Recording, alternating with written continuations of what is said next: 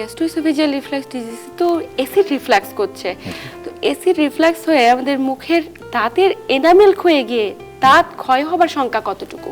দাঁতটা মুখের মধ্যে সাধারণত অ্যাসিড আসার কথা না, কারণ আল্লাহর সবগুলো অর্গানকেই একটা প্রোটেক্টিভ লেভেল দিয়ে দিয়েছে।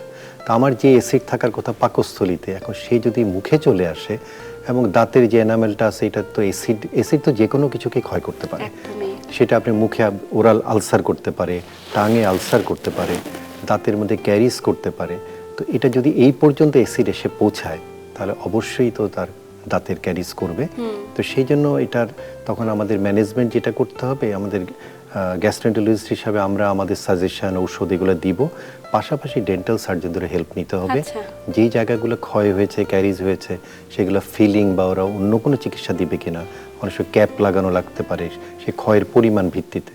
তো সেইভাবে আমাদের কম্বাইন্ড একটা চিকিৎসায় যেতে হবে তার এই দাঁতকে রক্ষা করার জন্য।